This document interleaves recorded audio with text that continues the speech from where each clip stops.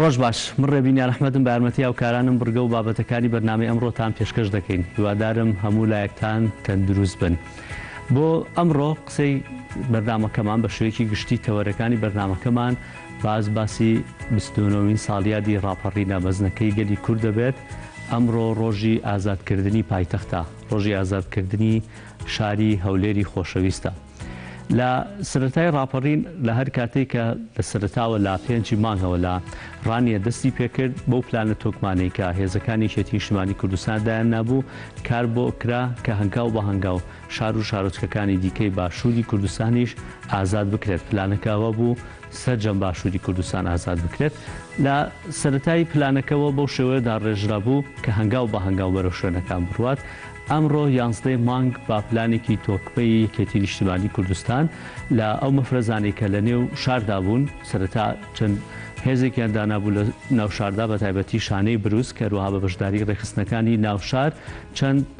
چەکی و چەند بابەتێکیان بردبووە ناوشار بۆ ئەوەی کە خۆیان ئامادە بکەن بۆ ڕاپەڕینەکەەوە. لە هەمان کاتیشدا چەند مەفرەزەیەکی پارتیزانی یەکێتی نیشتیمانی کوردستان لە دەوروبەری شاری هەولێر بوون هەر لەگەڵ دەستپێکردنی ڕاپەڕینەکەوان خۆیان گەیاندە ناوشار و لەگەڵ جەماوەر و لەگەڵ ڕێخستنەکانی ناوشار و هەروەها ئەو مەفرەزانەی کە لە نێو شاردا بوون بە تایبەتی شانەی بروس تێکەڵ بوون و توانیان لە کەمترین کاردا هەولێر پایتەختی هەرێمی کوردستان ئازاد کرد. ئەمڕۆ بە شوەیەکی گشتی قسە لەسەر ئازادکردنی شاری هەولێر دەکەین. ئەو پلانانە چی بوون و هێزی پێشمەرگەی کوردستان چۆن بەشداری کرد، ڕێخستنەکانی یەکێتی نیشتیمانی کوردستان ڕۆڵی شانەی بروس لەو بابەتا چی بوو، کاریزمایی لە هەر شارێک و لە هەر شوێنێک کە ڕاپەڕین دەکرێت دەبێت کاریزمایەکی هەبێت. کاریزمای ڕاپەڕینەکەی هەولێر کێ بوو؟ ئەم بابەتانە گفتوگوێ لەسەر دەکەین لەگەڵ میوانەکانمان.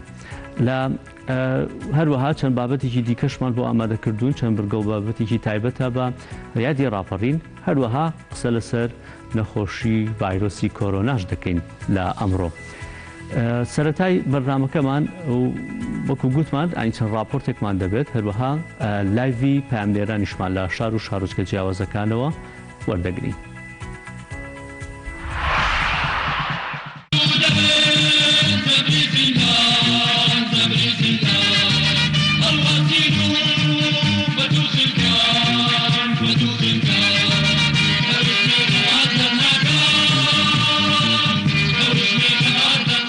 لە 29مین ساڕۆژی ڕاپەڕینە مەزنەکەی بەهاری ساڵی 1990 خەڵکی کوردستان نووسەران و چاودێرانی سیاسی شاری هەولێر ڕایدەگەیەنن ڕاپەڕین وەرچەرخانێکی مێژووی بوو لە خەباتی ڕزگاری خوازی خەڵکی کوردستان کە بەرامبەر ستەم و داگیرکاری بەعز ڕاپەڕی پێشان وایە ئەو ڕووداوە بەرهەمی خوێنی شەهیدان و یەکگرتووی و یەکڕێزی هەموو چین و توێژەکان و پێکاتەکانی کوردستان بوو. هاوکات ڕۆلی یەکێتی نیشتیمانی کوردستان بە گرنگ و پڕبایەق وەسف دەکەن لە دانانی بەرنامە و پلانی ڕاپەڕین و هۆشیارکردنەوە و جۆشدانی جەماوەری ڕاپەڕی و لە ڕێگای ڕاگەیاندنەکانی. دیارە ڕاپەڕین بەرهەمی خوێنی شەهیدان بووە. ڕاپەڕین جموجۆڵەکی پێشمەرگانە بوو. دوای ئەوەی هەمومان بەهۆی ئەنفالەکە چوینە ئەو دیوی سنوور، پاشان دیارە سەرکردایەتی یەکێتی نیشتیمانی کوردستان بە تایبەتی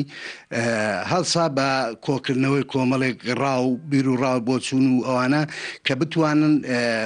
ڕاپەڕین بکرێ. دیارە کۆمەڵێک لەو حزبانە بەشدار بوون، کۆمەڵێکیش ڕای جیاوازیانە بوو. پاشان لە 5/3 ڕاپەڕین جۆشدانێک بوو، لە جۆشدانێکی ئەو جەماوەرە بوو کە ئەوەی ئێستا ڕاپەڕینی کرد. دیارە یەکێتی نیشتیمانی کوردستان هەردەم ئەسپی خۆی تاوداوە بۆ ئەو کارانە. هەر لە ناوچە ئازادکراوەکان کاتی پێشی ڕاپەڕین ناوچە ئازادکراوێکی یەکجار زۆریە بۆ ڕۆلی بە هەموو چینەکاندا بەش کرده بوو. لەوانە مەسەرەن چینی بەشەکانی ڕێخستی ناو شار و دەرەوەی شار و هەموو بەشەکە. 29 ساڵ لەمەوبەر لە کاتێکدا ڕژێمی بەعز لە لووتکەی دەسەڵات بوو، دڕندایەتەکانی پەلی داهاویش بۆ وڵاتانی دەوروبەر لە ناوەش بە سەختترین شێوە خەریکی کۆمەڵکوژی کورد بوو. لەو کاتەوە بە بەرنامەیەکی چڕوپڕی بەرەی کوردستانی و بە بەشداری سەرجەم هێز و لە ناسیاسیەکانی کوردستان تواندرا پلانی ڕاپەڕین دابڕێژرێ. ڕاپەڕین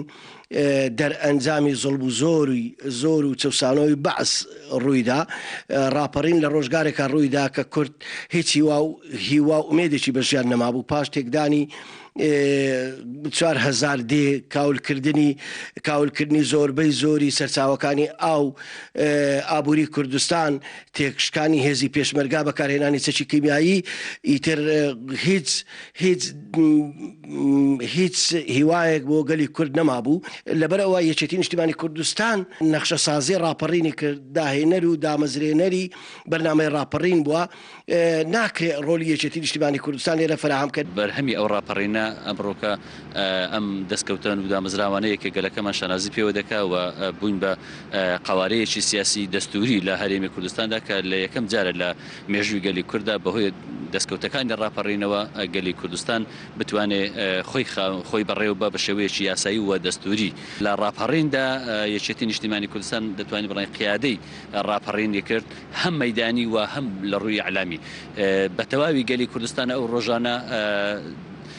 چاویان لە چالاکیەکانی هێزی پێشمەرگەی کوردستان بوو و بە تایبەتی ئێزگەی دەنجی گەلی کوردستان ئەو کاتە ڕۆڵی کاریگەری هەبوو. دوای 29 ساڵ و ئەزمموی چەندین ساڵی ڕابردووی پەرلەمان و حکوومەتی هەرێمی کوردستان داوا دەکرێت بە ڕوحیەتی ڕاپەڕین خزمەت بە چین و توێژەکانی خەڵکی کوردستان بکرێ هاوکات بەرژەوەندی هاوڵاتیان بخرێتە پێش بەرژەوەندی حزبی و تاکە کەسیەکان لە دەرەوەش کار بۆ بەدەستێنانی مافەکانی خەڵکی کوردستان بکرێت بە تایبەتی گەڕانەوەی ناوچە دابراوەکان و ئاوەردانەوەی زیاتر لە کەس و کاری شەهیدان و پێشمەرگەی دێرین و زیندانیانی سیاسی. تا عەبدوڵڵا کوردستان هەولێر. ئازادکردنی شاری هەولێر پایتەختی هەرێمی کوردستان ڕووداوێکی گەلێک گەورە و گرنگ بوو لە مێژووی کوردان بە تایبەتی کە لە دوای ڕاپەڕینەکانگا و بە هەنگاو هەندێک لە شار و شارچکەکانی باشووری کوردستان ڕزگار کرابوون ئیدیکاتیەوە هاتبوو کە هەولێریش ئازاد بکرێت لە ئەمڕۆدا هەولێر بە تەواوی لە دەستی هێزەکانی ڕژەمی پێشووی بەعز بە تەواوی پاک کرایەوە و بە یەکجاری هەولێر ئازاد کرا. تەوەری ئەم ڕۆمان بە شێوەیەکی گشتی قسەکردن دەبێت لەسەر ڕاپەڕینەکەی شاری هەولێر پایتەختی هەرێمی کوردستان بۆ مەبەستا میوانداری بەڕێز حاجی مەسیفیمان کردووە کە یەکێکە لە بەشداربوانی ڕاپەڕین و هەروەها یەکێک بووە لە ئەندامانی شانەی بروسک کە لە ناو شاری هەولێرا بوون لە ئەمڕۆ و ئێستش ئەندامی ئەنجومەنی سەرکردایەتی هێرشمانی کوردستانە. حاجی ڕۆژ باش بەخێر بێن. زۆر سپاس. بژیت سپاس بۆیەوەش. حەزەکەم سەرەتا قسێک لەسەر پلان و ئامادەکاریەکان بکەن ینی بابەتی ڕاپەڕین لە ناو هەولێر ئەوە بوو بەبێ پلان بوو خەڵکی جەماوەر خۆیان ڕاپەڕین یا پێشووتر ئێوە پلانتان داڕژ بوو بۆ ئەم بابەتە هەنگاوتان نابوو کە لەم ڕۆژە و لەو ساتەیە ڕاپەڕین دەست پێ بکەن. زۆر سپاس سەرەتا پیرۆزبایی لە تەواوی خەڵکی شاری هەولێر لە ساڵ یادی ڕاپەڕین و پێچانەوەی هەموو دام و دەستگاکانی ڕژێمی بەعس کە لە مێژووی کووردا کەمووی نەبوو ڕاپەڕینە پیرۆزبایان لێ دەکەم. ڕاپەڕین بە نسبەت یەکێتی نیشتیمانی کوردستان شتێکی نامۆ نەبوو چونکە یەکێتی نیشتیمانی کوردستان ساڵی 1970 لە 24/4/82 ڕاپەڕینی خوێندکاران لە قەڵازی دەست پێ کرد بە بۆنەی ئەو بردومانە خراپە و سەختەی کە ڕژیم بەعس دەرحەق بە جامعی سلێمانی کرد لە قەڵازیە. پاشێش لە 1970 دیسان یەکێتی ڕاپەڕینی کرد. بەڵام ئەتوانم بڵێم ئەو ڕاپەڕینانە چونکە یەکێتی یعنی وەکو شتێکی عەفەوی خوێندکار و خەڵک کردی بەرنامە بۆ داڕژراو نەبوو. بەڵام ڕاپەڕینی ساڵی 91 بەرنامە بۆ داڕژراو بوو. من بیرمە کە لە ئێران بووین بەڕێز مامجەلال کە لە دەرەوە بوو هاتەوە. مامجەلال هەندێک معلومات و زانیاری پێبوو کە سەدام و ڕژێمەکەی بەرەو شتێکی خراپ دەچن لەبەر وەزعی اقتصادیان خراپ بووە، ناوخۆیان زۆر خراپبوونە، قەرزاری دنیا بوونە، ئانەوێ پەلاماری وڵاتیشی جیرانی خۆیان بدەن. مامجەلال تەنەبوعاتی هەبوو. تقریبا 2 ڕۆژ کۆبوونی بە ئیمەمانان هەموو کادیرەکان کرد لە قاسمە ڕەش. لەوێوە کەوتنە پلاندانان بۆ ئەوەی کە چۆن بتوانین ئێمە ئیستیفادا لەو زروفە مەوزعی و زاتی بکەین ئەگەر سەدام حوسێن و ڕژێمەکەی پەلاماری دەرو جیرانەکانیدا. ئەوە بوو لە 2008 سەدام ئەوەی کە تەنەبوو دەکرا و کردی کوێتی داگیر کرد کە کوێتی داگیر کرد کەوتە بەر هەڕەشی گەورەی نێودەوڵەتی بە قیادەی ئەمریکا. لەوێ برادران ئەو کات مام جەلال لە دەرەوە بوو، کاک نەوشیروان کە جێگیری مام جەلال بوو ڕەحمەت لە هەردووچیان، پلانیان دانا کە بەڕاستی ئێمە پێویستە ئەو زروفە بقۆزنەوە هەنگاوێک بنین بۆی کە بتوانین نزیک بینەوە لە شارەکان. چەند مەفرەزەیەکی پارتیزانیان دروست کرد. ئەو مەفرەزانە هەردێکە بۆ سنوورەکانی خۆیان، بۆ سلێمانی، بۆ هەولێر، بۆ ناوچەکەرکووک، بۆ هەموو شوێنەکان هێزەکانیان دابەش کرد. هێزێکیان ئەو مەفرەزانە بوون کە هاتنە دەوروبەری شارەکان. هێزێک لە بەتالیۆنەکان کۆکرایەوە ئەو هێزە ئیسنادی پارتیزانەکان کاتن ئەگەر هەر بۆ هەر ڕووداوێک هێزێشتیش احتیاتی بەتالیۆنەکانی تری دەکرد. لە ناو شار ئێستا نەبوو با دێمە سەر ئێستاویش. جگەر لەوە کاک نەوشیروان لە ڕێگای ڕێخستنەکانەوە بروسکی نرد، خەڵکیشی نرد کە پێویستە ناو شاریش ئامادە بکرێ شانێک چەکداری تیا دروست بکرێت. بەشی زۆری هەموو شارەکان شانێک چەکداری تیا بوو. لێرە سرک، لە هەولێر بروسک کە شانێک چەکدارەکانیش بریتی بوون لە هەموو لە بەشی هەرە زۆری. ئەو پێشمەرگانی کە ساڵی هەشتا کە وەزارێکی خراپ بەسەر کوردستانە هات، هەموو کەس تەحمولیەوەی نەکرد، گەڕایەوە، بەڵام خراپەی نەکرد. تقریبا دەتوانین بڵێن بەشەر زۆری شانە چەکدارەکان لەو تێکۆشەرانە لەو پێشمەرگانە پێی. ئەوە هێزێک هێزێکی گەورە بوو لە ناو شارەکان ئامادە کرا. جگە لەم هێزەش بەنامە بە سەردان لە ناو شارەکان. ئێمە بەش بە حاڵی خۆمان لە هەولێر تقریبا ئەتوانم بڵێن بە سەدا شانی چەکدارمان دروست کرد لەو تێکۆشەرانە لە خەڵکی ڕێخستنەکانی خۆمان. جگە لەوانش هەموو ئەو بڵێن فەوج و مەفارزانەی کە لەگەڵ ڕژێمی بەعسا بوون بەو شێوە دەستیان نەچوو بە خوێنی کوردەوە، یعنی ڕووناکایان تیابوو، سەردارمان کردن، پەیوەندیمان پێوەکردن، هێزێکی باشمان لەوان پێکینا کە ئەوە بووە هاوکاری شانە چەکدارەکانی بروسک. چونکە شانە چەکدارەکانی بروسک لە ڕووی بڵێن چەک و جبەخانە بەو شێوێ نەبوو، بەڵام توانیمان لە ڕێگای بەشی زۆری هەندێک لە فەوجەکان، فەوجی دیفاع وەتەنیان پێدەگوت دەوکات، مەفارس قاسرکان کە لەگەڵ ڕژێمی عێراقا بوون، چەکداری ڕژێمی عێراقا بوون، هاوکارێکی چاچیان کرد. ئەمانە هەموو حازرکران بوو ئەو ڕۆژەی کە پێویستە بکرێتن. من بەش بە حاڵی خۆم کە لە هەولێر سەرپەرشتی چەندی شانی چەکدارم دەکرد لەو تێکۆشەرانە کە لەگەڵ خۆم بوون لە سەردەمی پێشمەرگاتیش. ژمارەیەکت لە خەیاڵایە ژمارە و هێزە چەکدارانی کە لە ناو بڵێن شانەی بروسک لە ناو هەولێر بوون چەند بوون؟ بە سەدان. بەڵێ لەبووی هەر من نەبووم. مەسەلا بە تەنایەزی یەکێتی نیشتمانی کوردستان بوون؟ من استەدیم کردبووی نقطە بایەمە سەر حرفەکان کە چێ لە شار بوو، چێ لە دەوروبەری شار بوو. طبعا یەکێتی بۆ هەولێر 4 مەفرەزەی پارتیزانی نردبوو. یەکیان شەی تەحسین کاوانی بوو، یادی بەخێر، شەقڵاوە، من خۆم چوم سەردانم کرد، ڕەبتی وان و لەگەر ناوشار و ئانەم ڕێکدەخست. کاک بڕانی سەعید سۆفی بۆ دەوروبەری هەولێر بوو. شەید مەلا سلێمان هەر دەوروبەری هەولێر بوو، لە منتقەی بەحەرکە بوو. کاک بڕان لە منتقەی دەوروبەری مەسی سەلاحەدین بوو. کاک جەلالی زاغی لە منتقەی بنەسڵاوە بوو. ئەوانە هەموو خۆیان سەرپەرشتی مەفرەزەکان دەکرد لەگەڵ چەندین پێشمەرگە. ئەمە توانیم بۆ مەفرەزانە هەمووان بین سەردانیان بکەم لە سەردانی کارکێشەی تاسیبکراوەنی لە شەقڵاوە کە هێشتا شەقڵاوە نەژیرا بوو. ڕاپەڕین دەست پێکرا بوو لە ڕانیە لە دەواازەی ڕاپەڕین. سەردانی کاک بڕانی سەعید سۆفیم کرد لە گوندەی خوار مەسی سەلاحەدین ناوی سێوەکەیە. سەردانی شەید مەلا سلێمانم کرد لە بەحەرکە. ئەوە خۆی لە خۆیدا ئەیسەلمێنێک کە چه خاوەنی ڕاپەڕین بووە. مەزمەیەک مەفرەزەی پارتیزان لە سنووری ئێرانەوە بێن بۆ دەوروبەری شارەکان. پێشمەرەکان بە ژمارە کەم بوون، بەڵام هەوێنێکی گەورە بوو. خەڵک ئەیزانی لە دەوروبەری ئەو شارە پێشمەرگە هێو بەهانای وەدێتن، ناترسە، لە ڕووی معنەویەوە بەهێز دەبوو. چکە زۆر زایتر ڕاپەڕین کراوە بەڵام خەڵکی هێزی لە پشتە خۆ نەبینیوە شتێکی معنەوی گەوری بە دوای خۆ نەبینیوە شکستی هێناوە بەڵام ئەو جارە ئەو مەفارزە پێشمەرگانە بەڕاستی ئەتوانم برێم ئەگەر چی بە ژمارەکەم بوون بەڵام هێزێکی گەورەی معنەوی بوون کە بووە سەبەبی ئەوەی کە ڕاپەڕین لە شارەکان سەر بکەویت دووەم ئەو شانە چەکدارانی کە لە شارەکان پێکەندرا بوون شار شارۆچکە ناحیەکان ئەوانش دەوری شیاویان بینی توانیمان بە هەموو ئەو هێزانە تاوی ڕۆژێ کە ڕانی ئازاد کرا هێزەکان لە هیزۆپە بوون بە دوو بەشێک بە سەرپەرشتی هەوالی بەڕێز و تێکۆشتمان کاکۆسرەت بەرەو شەقرا و باڵەکایەتی بەشێکیش بۆ منطقی کوێ تەمەنەوە هێزانە هەموو لەژێ ئیشرافی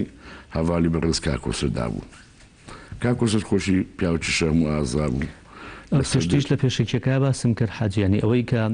لە هەر شوێنێک ڕاپەڕی نەبێ بە کاریزمایەکی هەبێ کارزمای ڕاپەڕینی هەولێر کێ بوو کاکۆسرت بوو کاکۆسرت کاتی خۆش لە سەردەمی پێشمەرگاتیش مەسئولی مەڵبەندی هەولێر بوو خەڵکە ناوشار و دەوروبەرەکەی کە ناوی کاکۆسرەتی دەویستی هێزێکی معنەوی پەیدا دەکرد لەبەرەوەی لە سەردەمی شاخیش مەڵبەندی سەی هەولێر دەورێکی زۆر شیاوی جێڕا لە کۆنتڕۆلکردنی شوێنە هەرە سەختەکانی ڕژێمی بەعس سەری ڕەشمان گرت لە هەشتا 27 لەسەر 28 بە سەرپێشتی هەواڵی بەڕێز کاکۆسرەت بوو خۆی بەشداری کرد لە عەمەلیەکە هاتە ناو سەری ڕەش کەواتە کاکۆسرەت کارێزمای ڕاپەڕینی هەولێر پارێزگای هەولێر هەموو بوو پاشەوەی کە هاتن دوێنێ دەیمان گەیشتنە مەسیف ئەو هێزەکە لە شەقلاو بوو بە دوو بەش پاشەوەی کە شەقلاوە شەڕی تیاکرا تەبان مەنزومەی استخبارات لێ و شەڕی کرد شەهیدیش درا بوون بە دوو بەشێکیان بەرەو باڵەکایەتی بە سەرپێشتی هەواڵی بەڕێز شەهید حەسەن کوێستانی یادی بەخێر ئەوەیتر بە سەرپێشتی هەواڵ کاکۆسرەت لە مەسیف مانەوە ئێمە چاوەڕێ ئەو بووین کە پەیامێکمان بۆ بلۆی دەست بەکار بووین هەموو ئامادەکاریەکانمان کردووم من حەز ناکەم بسمنانەوە چکە دوای هەندێک ناوە بیرچی هیچ تووشی گلەی دەبن هەموو ئامادەکاریەکان کرا هەواڵانی پێشمەرگە لە دەوروبەری ئیسلامەدا بوون شانە چەکدارەکەن هەمووی لە ئامادە باشیدا بوون ئەو هێزانەی کە بەرێن لەگەڵ ڕژێمیش بوون و هاتنە پاڵ ئێمەمانان ئەوان شەمویان ئامادە کرابوون چاوەڕێی پەیام و بروسکەی هەواڵی بەڕێز کاکۆسرەت بوون من دوو هەواڵم لە هەولێر ناردە مەسیف بە شەو گەڕانەوە پەیامەکە ئەوە بوو لە باوکی ڕێناسەوە بۆ شانە چەکدارەکانی بروسک لێتانەوە نزیکین دەست بەکار بن ئێوارەکەی کە ئەو پەیامەمان لە ڕادیۆی گەلی کوردستان با بەڕاستی ڕادیۆی دەنجی گەلی کوردستانیش دەورێکی دەتوانم بڵێم هەموو ئەوەی کە کردی هێزەکان بەلایەک ڕادیۆ دەنجی گەلی کوردستانیش بەلایەک دەورێکی زۆر شیایی بینی یعنی ئەو ڕادیۆیە لە ڕووی معنەیەوە خەڵکی ئەوەندە تیار و ئامادە دەکرد خەڵک لە خۆی و حەماسەتی دەگرت دەهات ئەوەندە دەور تەسی هەبوو پاشەوەی کە ئەو پەیامەمان ئێوارەکە پێگەیشت ئێمە هەموو خۆمان ئامادە کرد بەیانیەکەی کاتژمێر 6 ئەتوانم بڵێم چەخماخی ڕاپەڕین لەلایەن ئێمەمانان و هەموو ئەو هەواڵانەی کە لەگەر منابوون لە 7 نیسان کە ئێستا بوویتە ڕاپەڕین ئەلەوێ دەستی پێ کرد یەکەم شوێن کە گیرە لە هەولێر مرکز شورتەی فارغ بوو لە سەر دەستی کۆمەڵێک هەڤال کە بەشێکی یەکەم فیشەکی ڕاپەڕینەکەتان تەقات بەڵێ ئەو مەفرەزەکە لەگەر ئێمە بوون یەکەم شوێن بە هەوڵ و کۆشتی کۆمەڵێک لەو هەڤالە خۆشەویستان ئێمە بەداخەوە بەشی زۆریان ئێستاشەکەم چینە سەر دەستپێکی ڕاپەڕینەکە بەس یەک ناوبڕی کورتمان هەیە و بۆ ئەوەی دواتە دەگەڕێنەوە بە وردی باسی دەستپێکی ڕاپەڕینەکەشەکە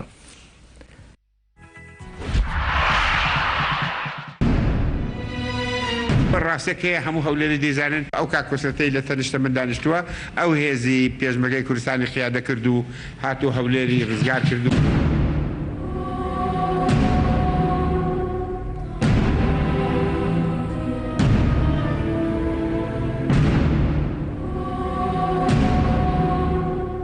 ئێمە هاتی دەوری هەولێر و خەڵکی هەولێری ساعت 6 دەستیان پێ کرد و و ئەو بوو شارەکە ڕزگارکرد ئەو ڕۆژ زۆر زۆر شانازی دەکرد کە خەولێری بی.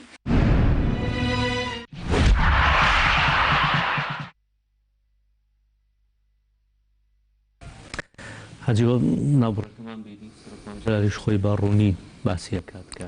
چیزمای ڕاپەڕینەکە بووە سەکە ینی خود نووسە دەستپێکی ڕاپەڕینەکە باس بکەین پێش دەستپێکی ڕاپەڕینەکە کۆنتاکتە لەگەڵ هێزولایەنە سیاسەکانی دیکەی باشووری کوردستان هەبوو یای پێشمیان کوردستان خۆی خاوەنی بوو یان هێزی گەورەی یەکێتی نیشتیمانی کوردستان بوو کە توانێ ڕاپەڕینە ساز بکات. من بۆ وجدان دەڵێم ئەوەی کە من لەناو هەولێر کۆنتاکتم لەگەڵ کردبی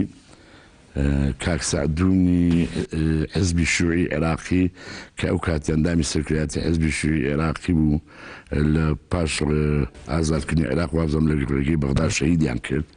من کۆنتاکتم لەگەڵەوە هەبوو 2 جارش پێکوە کۆبووینەوە کاک سعدونی حزبی شوعی شوعیەکان ناو شار هەبوو دەوریان هەبوو لەوە بترازێ من کەسی ژمارەی ئەوان چەند بوو لە چاویێتی شمان بەس کاک سعدونم بینی بەڵام پێک هاتین لەسەرەوەی لەسەر کابراێک پێک نهاتبووین کە دەماگۆ شەڕەکە مەفرەزە خاسە بوو ناوەکەی ناینم گوتی خەمت نەبێ من ئەچم پێڵێم کە بەیانی تەقە نەکاتنەویش لە خەڵک چونکە پیاوەکی لە سەردەمی بەعسە پیاوەکی دڕندە بوو زۆر خراپ بوو دەرحەق بە خەڵک و بە پێشمەرگە حەزەرمان لێ دەکرد من لە ماری مامۆژنەکەم ئەو ماڵانەی کە بەڕاستی هاوکار بوون بۆ ئێمە ماڵی مامۆستا محەممەد هەزار ڕەحمەتی لێبی باوکی شەیدان شێرزاد و نەبەس ماڵی مام محەممەدەمین باوکی شەید تەنیا کەوانە و پێشمەرگە بوون نەگەر خۆماندا بوون کە جێ مۆلگای ئێمە و کۆبنەکانی ئێمە بوو و ماڵی مامۆژنیشم ئێمە لەو سێترا شوێنە هەموو شتەکانی خۆمان تەکبیر دەکرد خۆمان حازر دەکرد من چوومە لای کاک بڕان گوتم ئێمە حازر و ئامادەین کاکۆسەد گەیشتە مەسیف شانە چەکدارەکان هەموو ئامادەن ئەو هێزانێکە لەگەر ڕژێ من لەگەر ئێمە هەمووی ئامادەکرات چەکمان کۆ کردەوە ئێستاش بیرم دێ لەگەر کاک مەزیدی مامی کاک بڕانی سەعیسۆفی لەگەر برادریش خۆمە ئێو دەرێن ئەو هاوڵ زاوە ئێمەڵین وڵای زاوە چون لە کۆڕێز کات حوسێ کلاشکۆ فوار پێنجێکمان لێ شار بووە چون بە بەرازیلەکەی مامەزیدی چون هێنامان داخلی هەولێری بکەین لە سێترە نەمانزانی مەعەتە جەول کراوە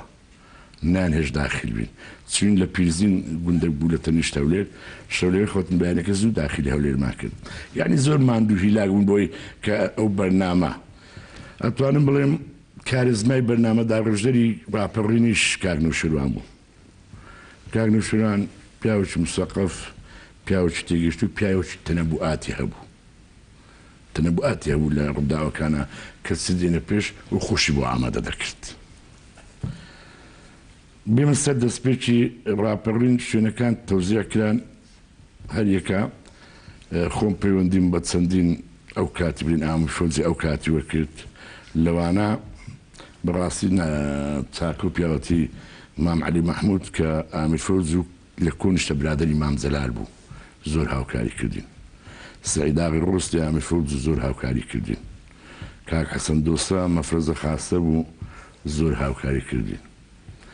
فەوزیشتر هەبوو هاوکاریەکانی ئەوان چۆن بوون زۆر کەس پرسیار لەسەر ئەوە کاتێ مام عەلی مەحموود بیکەیسێکی داینێ 4 کلاشکۆفی داینێ ئارپێجی داینێ فیشەکی داینێ شەڕیشیان نەکرد بەرامبەرتان نەک شەڕیان نەکرد بەگەرمان کەوتن بۆ سەدام ڕزگاکانی حکوومەت بەگەر ئێمە کەوتن زا ئامیر فەوزێک بوو ئەوش ئامیر فەوزێکی کاتی خۆی خراببوو لەگەر پێشمەرگە و لەگەر میلەتی کوردە کاغەشمان بۆ هاتبوو بۆی ببین هێندەی من زانیاریم هەبێ پێشووتر ینی لەگەڵ ئەو کاتەی لایەنە سیاسیەکان ڕێکەوتبوون بە تایبەتی یەکێتی نیشتیمانی کوردستان کە هاوکاری یەکێتی بکەن لە ڕاپەڕینەکە و لە بەرامبەردا لە دوای ڕاپەڕین ئەوان بەر ئافات بکەون و هیچ دەستیان بۆ نەبرێت خۆی ئەو بەرنامەکە کاک نەوشیروان من بیرم چوو دای ڕشت پرسی بە هەڤاڵانی پارتی دیموکراتی کوردستان کرد کە ئەو کاتی مەقەڕیان لە ڕاژان بوو لە لای ئورومیە لە ئێران و حزبی سۆسیالیست باقی حزبەکانی تشکە لە سەر سنوورەکان بوون کاک نەوشیروان کاغەز و بەرنامەکەی بۆ هەمومان نات ئەوەی من جێم لێ بوو هەندێک لە برادرانی پارتی گوتبیان کاک نەوشیروان شێت بۆ سەری خۆی هەرگرتە و ئەوێ بە دوو تفەنجی ژەنگایی بچی حکوومەتی بەعەس ڕاماڵی ئەوان قەنەعەتیان وە بەڵام قەنەعەتیەکی تشوا بوو کە ئەکرێ و ئەشکات فەرق هەبوو لە هەمووی مهمتریش ئەوە بەڕاستی ئێمە لە شاخیشە زۆر شەڕ یەکترمان کرد بەڵام پاش دروستبوونی بەری کوردستانیش یەکێک بوو لەو عاواملانەی کە ئێمە کۆ کردەوە میلەت بە گوێمان بکاتن ئەوە زۆر مهم بوو لەوێ بڕیارێک دەرچوو ئەو بڕیارە زۆر مهم بوو کە هەموو ئێمەمانان کاتی خودیار لە شەڕی خوێناوی دابوونە هەر لەگەر مرینەوانی کاتی خۆ کە لە کوردستانە فەوجی دیفاع وەتەنی مەفارس خاستیان هەبوو ئەهاتنە سەرما شەڕ لە بینمان هەبوو یانی شتێکی خوێناوی لە بینمان هەبوو ئەوەش گرنگ بوو کە بەڕاستی لێبوردنی گشتی بۆوانە هەموو دەرکرا ئەگەر ئەوە نەکرابە مەسەلە من لە شاخە برام شەهید بۆ بەدەستی فرانکەس داهاتم انتخام دەکردەوە ئەوە زۆر یعنی کۆمەڵێک پرینسیپ دانرا بوو کۆمەڵی شت بە نووسرا بۆمان هاتبوو ئەبا التزامی پێوە بکەین هیچ کەسێک نابێ انتقام بکرێتەوە تۆڵی لێ بکرێتەوە بکوژرێتن ئەبێ دام و دەستگاکانی ڕژێمی بەعس هەموو پاش ئیدارەکانی حکومی خزمەت گوزاری و ئەوانەی داپرۆسنەرەکان ئەبێ وەکو خۆی بمێنێتن فەرهود نەکرێت تاڵان نەکرێ یعنی کۆمەڵێک ڕێنمایی بوو ئێمە هاتن کە ئێمە عەمەلی پێ بکەین کرمان لە هەندێک بەڵام یەکێک لە جوانەکانی ڕاپەڕینەکەش ئەوە بوو سەربازە ئاساییەکان ئەوانەی کە دەستیان سوود نەبوو بە کەس ڕێزی تایبەتیان لێنرا زۆر لە بنەماڵە عەرەبەکان تاوەکو ئێستا باس لەو حاڵەتەکەن تقریبا بە هەزاران کەس من خۆم لە مزگەوتی سەبع نیسان ئێستا پێی دەرێن ڕاپەڕین نانم بۆ کۆکرد و لە مزگەوت دام نابوون و نانم بۆ ئەبردن ئەنجا تو لە حاجی عومەران تا دەگاتە هەولێر ئەو هەموو فرقە و لیوا و ئەوانە ئیتر زۆر واسی دەکەی بابینە سەر دەستپێکی هەولێر فەرقی هەبوو لەگە هەموو شوێنەکانی تر هەولێر پایتەختەی هاوینەی سەدام بوو بەشی زۆری دام و دەستگا داپلۆسێنەرەکانی مەرکەزی برین کوردستان لە هەولێر بوو هەردوو مەجلیسە تەشریع تەنفیزی کارتۆنیەکە لەوێ بوو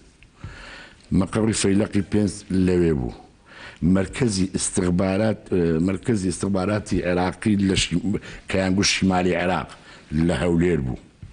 مدیریەتی ئەمنی شیمالی عێراق لە هەولێر بوو کەواتە بەشە هەرە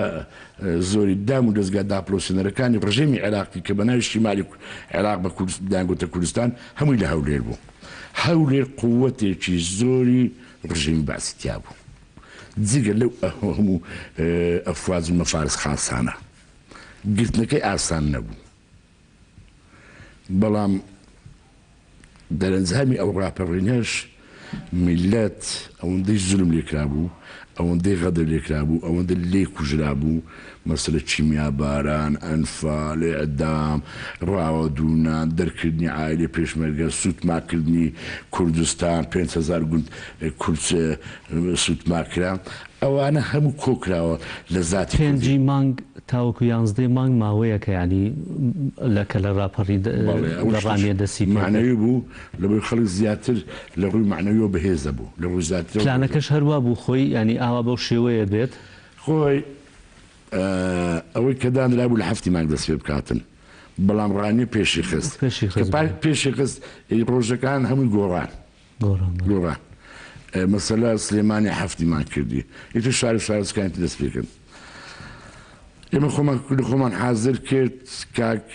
کۆست بەیانەکە کە لە مەسیف بەڕێکەت کاک بورهانی سەعید سۆفی قوتی لەگەردا بوو هێزێک هاتبووە مابینی مەسیف و هەولێر پێی گوتری مەلا عومەر خانزاد ئەویست ڕێگری لە کاک کۆسە توان بکاتن نەگەن بۆنە هەولێر کاک بورهان لە گوندێکی خوارد خانزاد بوو لیان سوڕاوە بەناو مەلا عومەر بەناوی چەکداری حکومەت سۆناویە گوتی ماهاتنی ئیسنادیەوە بکەین ئێتر کە چۆناوێن هەمووی چەک کردن دەبابەی لێبوو ناقلەی لێبوو تەهاوەنی لێبوو ئەنوا چەچینە بوو لە بەرزاییە بەرامبەر مەسیفە بۆی ڕێگری بکەنەوە هێزانی ئێمە لە مەسیف نێن ئێمەش لە ناو هەولێر پاشەکان خۆمان ئامادەکرد خۆمان حازرکرد لەگەڵ هەموو هەڤارەت تێکۆشتەرا بەڕاستی هەمویان دەورێکی شیا و قارەمانیان بنی یەکەم شەنەرەکو پێم گوتی کە دەستمان پێکرد لە ڕاپەڕین دەست پێکرا مرکە شوتەی فارە و ژیرا کۆمەڵێک هەواڵی کۆنە پێشمەرگە و بۆی ناوێن خۆم لە ناو بدەم دا تووشی عیبابم کە ئەوێ ژیرا ئیتر تەقەل هەموو هەولێر دەستی پێکرا لە هەموو هەولێر بۆ ئاگر باران پێ بە پێچوین ئێمە تا گەیشتنیا دایرەی ئەمنی برین کوردستان لە هەولێر لەوێ تۆزێک مقاومەیان کرد و لەگەڵ مرکزی استخباراتی عێراقی ئەوانش ئەم لەو خەت نەبوو مقاومەیان کرد بەڵام تا دایرەی ئەمنی ژیرا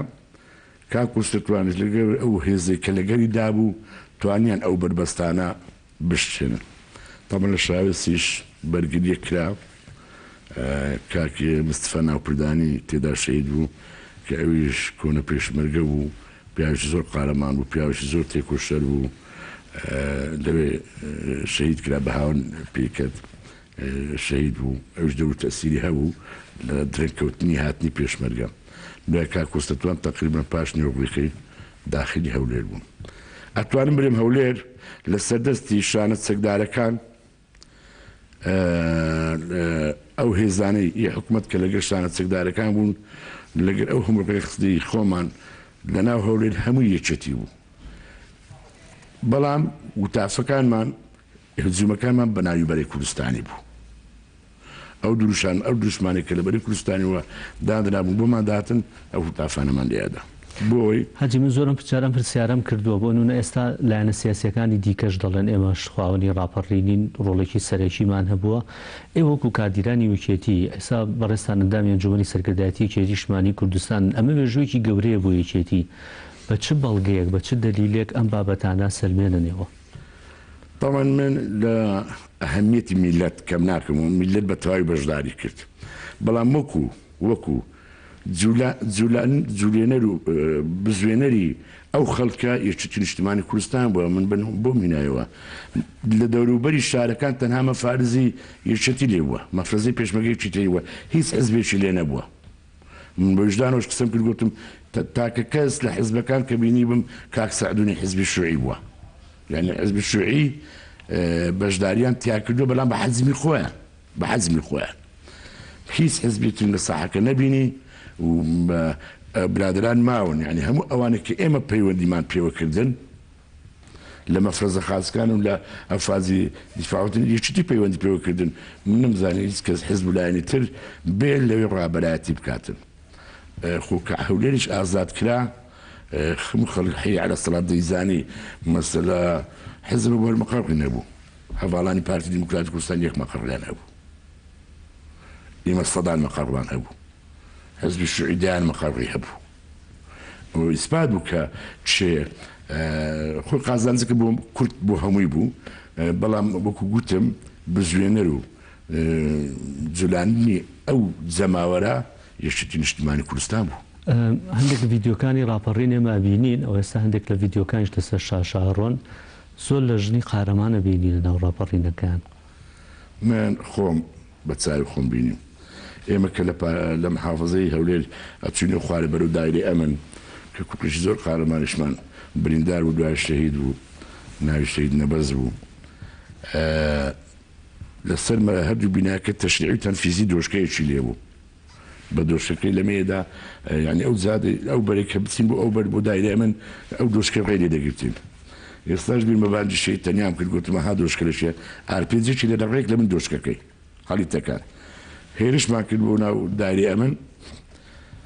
نەمزانی ژنەکەشی نەشم ناسی لەگەر ئێمە لە دیوارەکە خۆی ئاودی کرد فعلا یعنی ئەڵێم ئەو ڕۆژی عەشر بوو ملت یعنی بە شوێندا دەچووی خەڵک ئەگریا بە شوێندا دەچووی خەڵک پێدەکەنی یعنی هەمووی تامەزروی ئەوە بوون یعنی ئەوە دایان قین لە دڵا کۆبووە ئێوە پێشبینیتانە کرد ئەم جەماوەرە زۆرە لەگەڵتانە بۆ شێوە ڕاپەڕێ بەڵێ ئەمە زانیم چووکەم و پێم گوتی لەبەر ئەوەی ڕژێمی بەعس هیچ وەسیلەیەکی خراپ نەما دەرحەق بە میلەتی ئێمە بەکاربێنن نەما یعنی لە چیمیا باران لە سوودماکردنی لادێکان لە ئەنفال لە ئەدامکردن یعنی هەموو ئەو وەسائل لە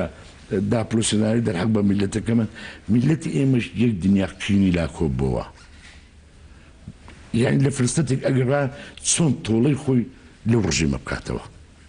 ئێوە لە شانەکانی بروز بوون ینی لە کاتی ڕاپەڕێنە ئەمە ناوانەمان زۆر گوێ لێ بووە لەوانێ بۆ ئەمنەوە ئێستا زۆر زیاتر هەندێک نامۆیە یەک قسێک لەسەر مێژووی بروسکەی بۆچی دامەزا بروسکووە بۆ هەوڵتان نەیەوە ئەم بابەتانە دۆکۆمنت بکەن بۆ نەوەی ئێستا کۆمەڵێک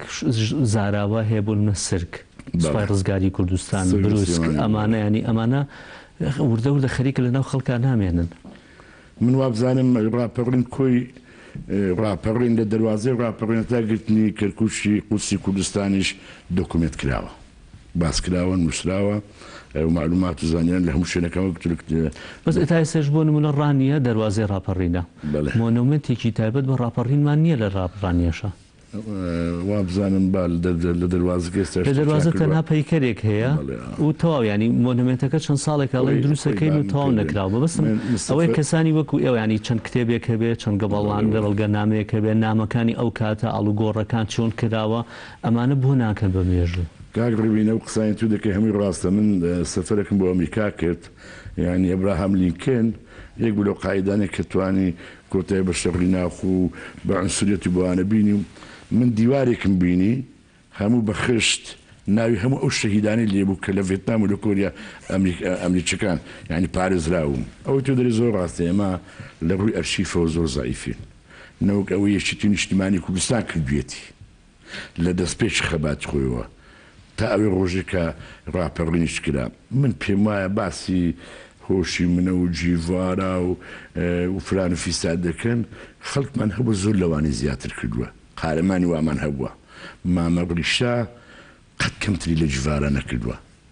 قەت کەمتری لە هۆشی منە نەکردووە بەڵام وەکو ئێمە بە دۆکومنت نەکراوە ئێمە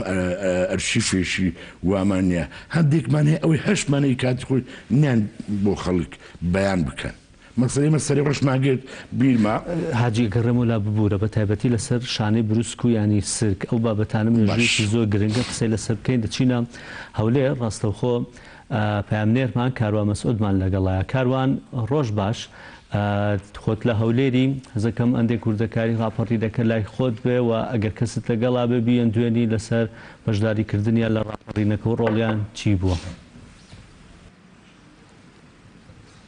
بەڵێ ڕێبین بەیانی ڕاپەڕیتان باش بەیانی ئازادی هەولێرتان باش بەیانی یازدەی ئازارتان باش دیارە لە ڕۆژێکی وەکو ئەمڕۆ 29 ساڵ بەر لە ئێستا لە ڕێگەی بڵندگۆی یاخود ڕادیۆی دەنجی گەلی کوردستانەوە کات کە بەیان کرا بەوەی کە لە باوکی ڕێناسەوە بۆ شانە چەکدارەکانی بروسک لێتانەوە نزیشین دەست بەکار بین ئەمە ئەو پەیامە بوو کە هەواڵ کۆسە ڕەسوول عەلی بڵاوی کردەوە بۆی کە هەموو شانە چەکدارەکانی بروسک دەست بەکار بن و ڕاپەڕین شاری هەولێر دەست پێ بکەن دیارە لە سەعات 6 بەیانی ڕۆژ 11 مانگ لە شاری هەولێر دەست بە هەڵمەتی ڕاوەدونان و پاکردنەوەی شاری هەولێر لە دام و دەستگا داپۆسێنەکانی ڕژێمی بەعەس دەستی پێکرد دیارە شانە چەکدارەکانی بروسک بە ڕابەرایەتی هێزی پێشمەرگەی کوردستان و بەسەرکردایەتی هەواڵ کۆسە ڕەسوول عەلی و بە پاڵپشتی و هاندانی جەماوەری شاری هەولێر لە گەنج و لاو پیر و ژنەوە دیارە توانرا وردە وردە دەست بە ڕاپەڕین بکرێت و شاری هەولێر لە دام و دەستگا و لە بەعس و لە با بڵێن جاسووس و خۆفرۆش و ئەو کەسانە پاک بکرێتەوە دیارە شاری هەولێر یەکێک بوو لەو شوێنانەی کە هەمیشە ڕژێمی بەعس گنیجی زۆری پێدەدا کۆمەڵێک بارەگای زۆر گەورەی لێبوو فەیلەقی 5 لە شاری هەولێر بوو ئەمن لە شاری هەولێر بوو مەنزومەی شیمالی وەک دەوترێت لە هەولێر و ئەمانە هەمووی گنجیدان بوو بە شاری هەولێر بۆیە توانرا لە کاتێکی دیاریکرا وەک دەوتر لە وەختێکی قیاسی شاری هەولێر لە ڕژێم و لە دار و دەست و پەیوەندەکەی پاک بکرێتەوە تەپڵی سەرکەوتن لە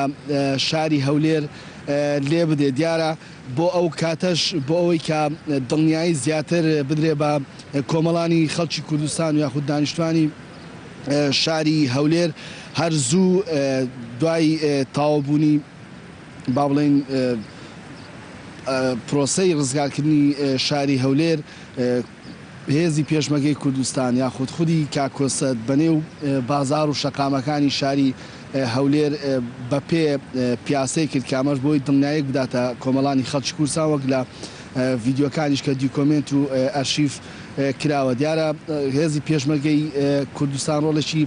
کاریگەری هەبوو لە ڕزگارکردنی شاری هەولێر ئەمڕۆژ بەهۆی ئەوەی کە ئەو ڕێنمایانەی دەرچۆ بۆ ڤایرۆسی کۆرۆنا و بۆ خۆپارێزی لەوە لە شاری هەولێر هیچ بۆنەیەک یاخود هیچ ئاهەنگ و مەراسیمێک بۆ بۆنێەوە بەڕێوە ناچێت بۆی کە ئەو ڕێنمایانەی کە وەزارەتی تەندروستی بڵاوکردنەوە لە مەسەلەی خۆ پارێزی و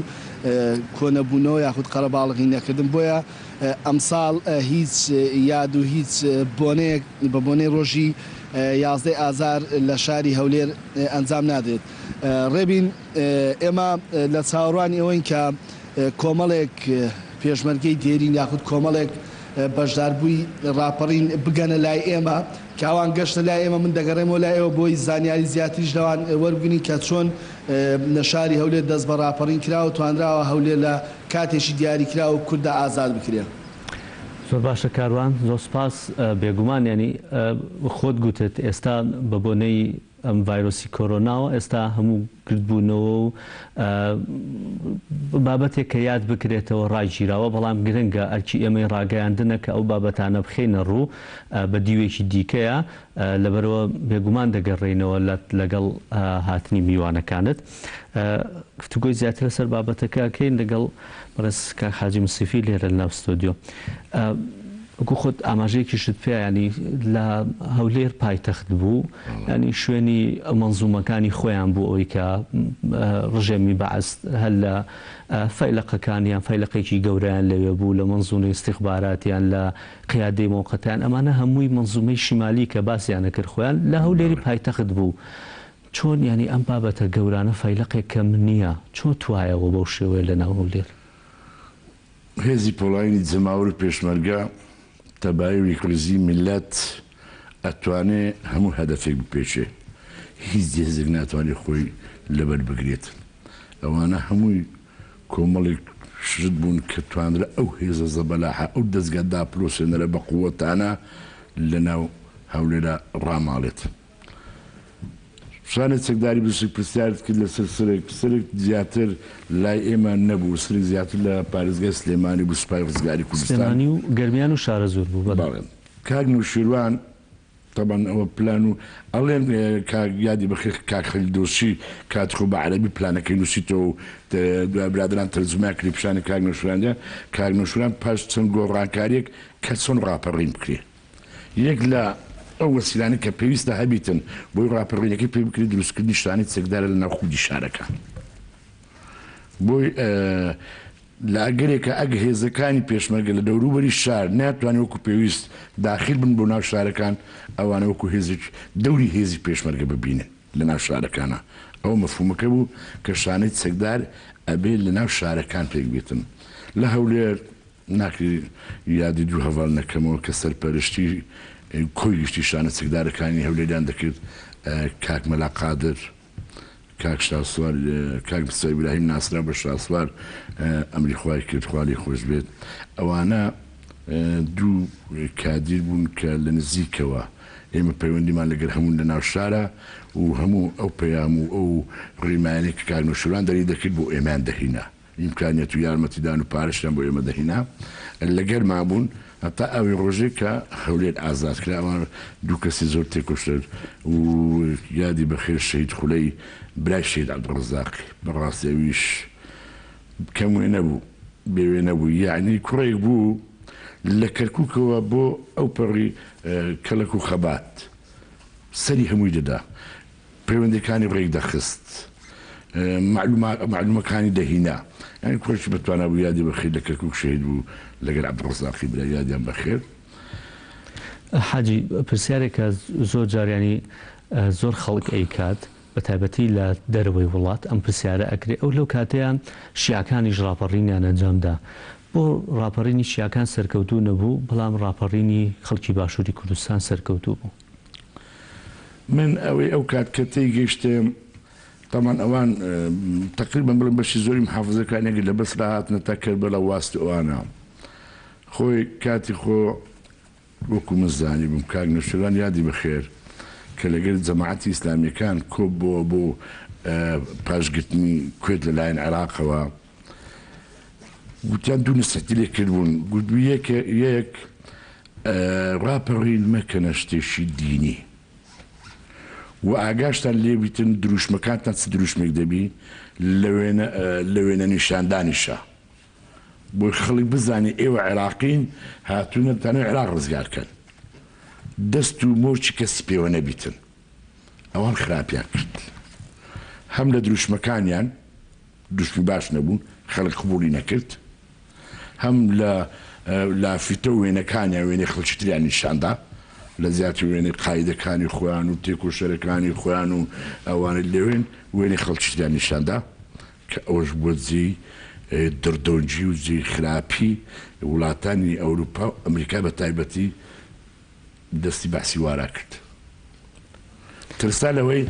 کە ڕژێمی عێراق تەسلیمی ئیرادەی لایەن و شوێنی تربیتن لە دەست عێراقا نەمینێتن بۆ ئێمە ڕێگایدا خامۆشی کرد. بەڵام ئێمە ئەوەی بۆ ئێمە زۆر گرنگ بوو زۆر گەورە بوو کە تا سەرکەوتی بەری کوردستانی بوو. باش حاجی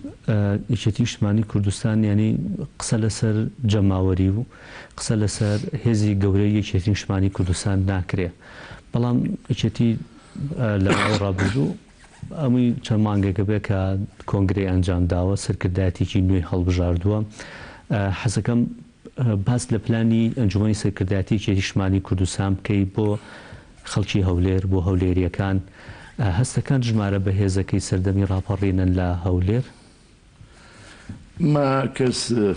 دار ئەوەی ئاسای سحریمان پێ نییە پێدابینی چاچی بکەین ئەمە شەر وەکو ئەو هەڤاڵانەی پێش ئێمە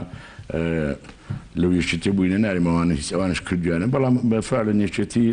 بەهۆی دواکەوتنی کۆنگرەکەی ئەویش کۆمەڵێک ئەسبابی زاتی مەوزوعیش هەبوو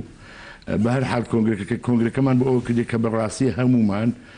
تموحمان ئەوەیە و بیرمان ئەوەیە کە یەکێتی بگەڕێنین و یەکێتەکەی جاران ئەو یەکێتیەی لە شەوی ئەنگوستە چاوە بە نیو سعات سەری ڕەشی گرت حەفت پێشمەرگەمان لە ناو بەفرا ڕق بووەوە لەسەر مەستەوڵە ڕق بوونەوە بیکەین ئەو یەکێتی ئەو مەبدەئە خەڵک وابێ بۆ یەکێت خۆ بە کوشداتن لە شاخە بانکهێشتی کەسێک دەکرد لە ناو هەولێرە بۆ یارمەتی بەهاناوە دەهات ئەبێ یەکێتی بگەڕێنەوە ئەو یەکێتی ئەو کاتانە چونکە یەکێتی لە کاتە وەختێکا دروست بوو بە خەڵکی گوت من شەوی تاریکتان بۆ ڕووناک دەکەمەوە ئێستا دەبێ هەمومان بۆ بیر بکەینەوە بیر لە پۆست نەکەینەوە پۆست نووسی و چنیە بیر لەوە نەکەین و چەند ئیسفادەی زاتی و مادی دەکەم بیر لەوە بکەین و چۆن ئەمە ئەتوانین چێتی وەختی خۆی تا ئێستا توانم بەدار قیادەیەکی شەهید بە لە پێنا ئەو میلەتە بابین ئەوانە دووبارە بکەینەوە بێگومان مێژوێکی گەورەی هەیە یەکێتی بەڵام قسەکە لەسەرەوەی ئەو پلان و بەرنامەتان چییە ئەو مێژووە بنەخشێنین کوڕەکەی من چینە مێژوی من نەزانیت نەماتوانە مێژوەکەی خۆمان بنەخشێنین بە خەڵک برین بەونەوەی ئێستا برین بنەوەی نوێژ بابێ بەشدار بی بەڵام تااقەت لەوی عەقڵ و مەعریفەش لە من پێی بڵێم تو تااقەتت هەیە گەنجی وەرە بە سەرچاو بە پێشمکەوە بەڵام منش پێ دەرێم ئەو حزبە کو هاتیە و کو دروست بۆ چی کردی و چی بەسەر هاتیە کە ئەڵێم سەری ڕەش لە نیو سەعاتە گیرا کە سەختترین شوێن حەفت پێشمەرگای ڕەگوتووە مەبادیە بڕوامان بەوەی هەبوو کە بەڕاستی ڕژێمی بەعسە بتۆقێنین بترسین لێ حەقی کورد جێبەجێ بکاتن خۆ قابلە چێ و شێت نەبووینە بچین بەشە شاخە هەرگەڕێن و ئەو کاری سێ توش خۆمان بکەین بەلاش. پلان و بەرنامەتان چێ بۆ ئەم بابەتە؟ ئێمە پلان و بەرنامانەوەی کە بەڕاستی هەواڵانی لێپرسا و مەڵبەندەکان پاش هەڵبژاردنەکان لە مەڵبەندەکان دەست بەخۆ بکەون. پلان و بەرنامە هەر یەک لە شارەکەی خۆی پلان و بەرنامەش توکمە دابنێ بە پشتیوانی دەستەی کارجێق هاوسەرۆکەکان بۆی بتوانن بەڕاستی ئەو ئەرکەی کە وەریان گرتووە جێی دڵخۆشی خوارەوە یەکچەتی بیتن. ئێمە کادرەکانمان لە خوارەوە، تەنزیمەکانمان لە خوارەوە، هەوادارەکانمان لە خوارەوە دایمە گلەی لەسەرەوەی. بۆیە بڕیارمان دە بەڕاستی با ئێمە تێکرد جەماوەرەکەی خۆمان بین وەکو پێشتر. خۆمان لە جەماوەرەکەی خۆمان بەگەورتن نەزانین، دایمەن خۆمان وە حساب بکەین کە لە خزمەت جەماوەرین، لە خزمەت کۆمەڵانی خەڵکین، لە خزمەت هەموو خەڵکی یەکێتین. هەر خۆشمان نەبوو خەڵکی تریش، یعنی ئەوە نیە مەبرین کوردستان هەمووی ئێمەیە. باشە ئەمە بەسم ئەوەیە لە کۆبوونەوەکانی ژنەی سەرکردایەتی هەرچەندانی کۆبوونەوەکان سەرەتان لەوانەیە من چاوەڕوانی زۆرترم لەوە هەبێ، بەڵام لە دوای کۆنگرە لەوانەیە هەندێک کۆبوونەوەی گەورەتان نەکردوێت کە باس لەوانە بکەن. ئەم قسانە کراوە لەسەر ئەم بابەتانە؟ بەڵام لا یکەلیف الله نەفسا ئیلا وسعها، تۆ چەند دەتوانین پێت دەکرێت بۆ دەکرێتن. ئێمە بەڵام لەوان چاوەڕوانیشی گەورەتان لێ بکرێت هەموو جەماوەر و هەوادارانی یەکێتی و خەڵکی تریش لە دەرەوە یەکێتی چاوی لێ کە بەڕاستی ئەڵێ یەکێتی لە ساحەکە نەبێ وەزعی ئێمە زۆر خراپە بێ. خەڵکیشی ئەحزابی تریشی بۆ واسی یەکێتی ئێستا دوعا بۆ یەکێتی کاتن، بۆ ئێمە دوعاکەش بۆ خۆمان نەکەین. بۆیە ئێمە هەموو بەڵێنمان دەیە، بڕیارمان دەیە پاش کۆنگرە ئەو 120 هەواڵی کە سەرکردایەتین لەگە ئەنجومەنی باڵای سیاسیش بە سەرپەرشتی بەڕێز هەواڵ کاکۆسرەت، هەموو ئەو هەواڵە تێکۆشرانی کە لەگەل ئەون بە هەموو لایەکمان هەماهەنگێک بکەین، بەڕاستی خۆمان تێکرد جەماوەر بکەینەوە، جەماوەرەکەی خۆمان جەماوەرە دەشکاوەکەی خۆمان بێنینەوە و هەوڵ بدەین لە حکومەتە دەوری شیاوی خۆمان هەبیتن کە خزمەت گوزاری پێشکەش خەڵک بکەین، لە پەرلەمانە قرارە مەسیریەکانمان بەدەستەوە بیتن. یعنی ئێمە ئێستا لە شاخانین برین نەتمەونی، ئێمە ئەوڕووکە لە پەرلەمان و حکومەتە بەشدارین، بەڕاستی دەبێت لە هەموو ئەو بڕیار و مادە و قانونانە بەشدار بین کە لە مەسلحەتی میلەتە، بۆ میلەتە. ئێمە جدەمن مەسەرە شەهیدمان هەیە، ئەمنوکو حزب ناتوان یارمەتی شەهید بم، چونکە وەزارەت کراوی بە ناوی شەهیدان، بەڵام ئەتوانم وەکو حزب بەرنامەیەکی پێشکەش بکەم کە شەهیدەکان برێن وڵی یەشتی دەست خۆش بەرنامەیەکرد بۆمە پێشکەشی حکومەت کرد. بۆ ینی پارتی سیاسی هەیە تا ئێستا حاجی ئەچێ خانوو بۆ کە سوکاری شەیتانی دروستەکە بە ناوی پارتە سیاسیەکە خۆشی. ئێمە ناری نەماکرد، ئێمە شوکو یەشتی هەرکە ئەو کاتێک کە لەسەر بودجە و میزانی حزبیش بوو، ئەو کاتێک کەوتە دەست حکومەتیش. من پێم وانێک ئەگەر ماژبی زۆر کەم کەسمەوە عەرزەی وەرنەگربی معاشی شەهیدانەی نەبیتی، من خۆم سێ برام شەهیدا عەرزەشیان وەرگرتیە و معاشیشیان هەیە. پێم وانێ یعنی ئەگەر ماژبی کەم کەسمەیە مەسم نەبوو بورانی ئەوردەکاریە بابەتە گەورەکەی استراتیژیە گەورەکەیەکێتی نیشتمانی کوردستان خاوەنی ڕاپەڕینی هەولێرە، هەولێر ئەو ڕزگاری کردووە. ئەم بابەتانە ینی مەبەستم ئەوەی پلانە استراتیژیەکی بەرچاویەکی ڕوونی گەورە هەیە خەڵکی جەماوەری هەولێر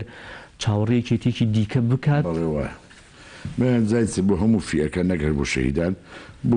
کۆی کۆمەڵانی خەڵکی کوردستان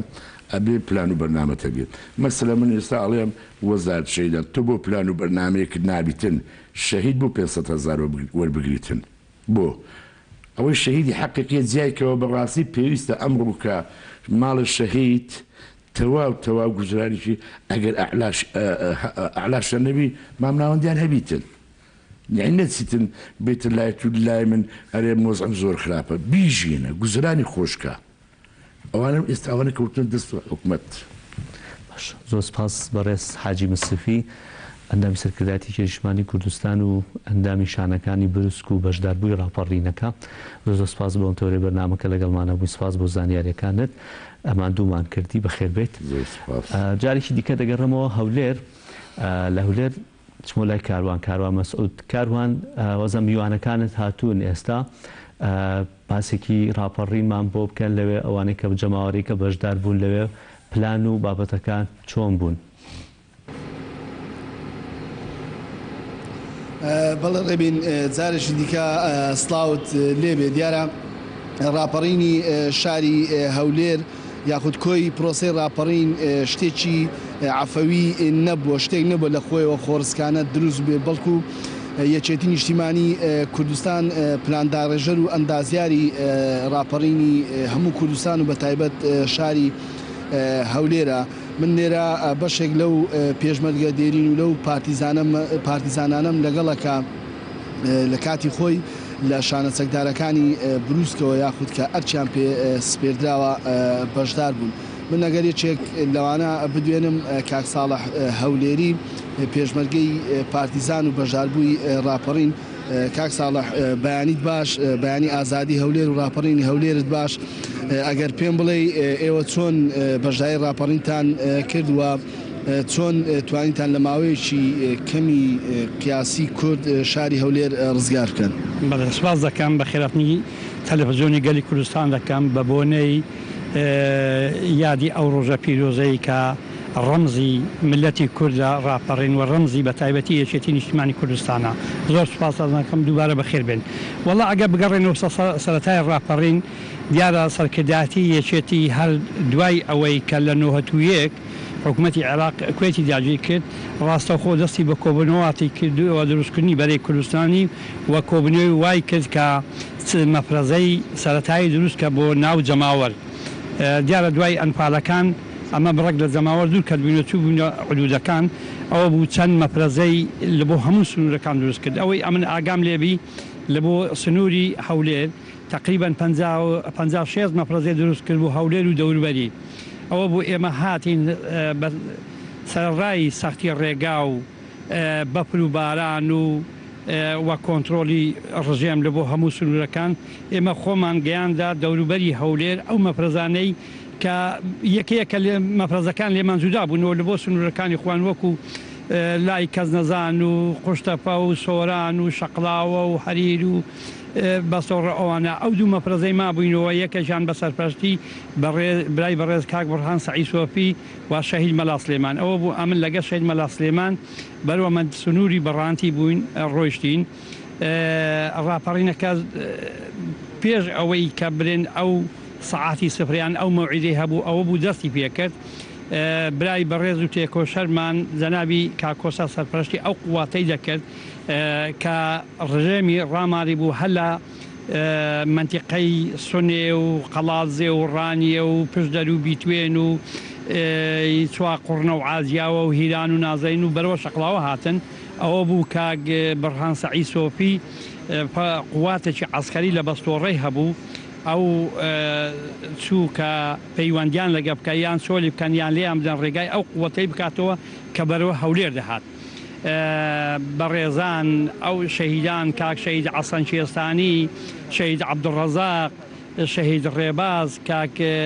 سەفین مەلاقەرا، فەرماندەکان وەکو مام غەفور و شەهید فاقە مەخموری و ئەو قواتانەی کە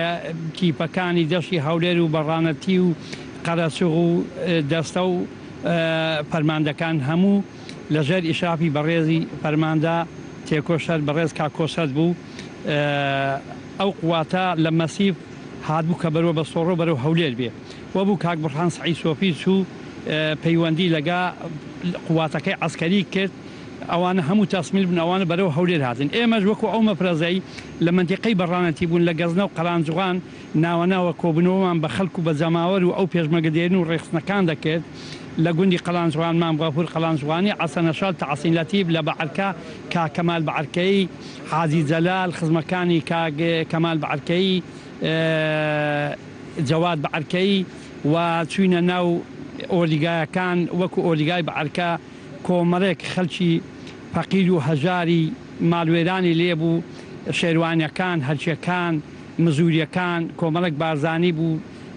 کۆمەڵک خەڵکی فەقیر و هەژاری بادینان هینابیان لە ئۆرلیگای جێژنەکان چوین یەکە بە یەکە لەگەریان دانیشتین، کۆبنەوەمان لەگەکردن، گوتمان ئێمە پێشمەرگەی یەکێتین بەس بە ناوی بەرەی کوردستانی قسەتان لەگە دەکەین. ئێستا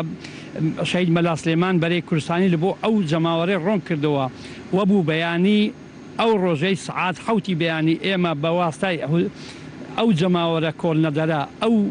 ڕێخستنە دێرینەکانی یەکێتی ئەو خەڵکە قارەمانە هجومی سەدارەی ئەمن و ئیستەخبارات و منەزەمە و لە جێژنەکان و لە بەعەرکە و دوایش ئەو قواتەی خۆمان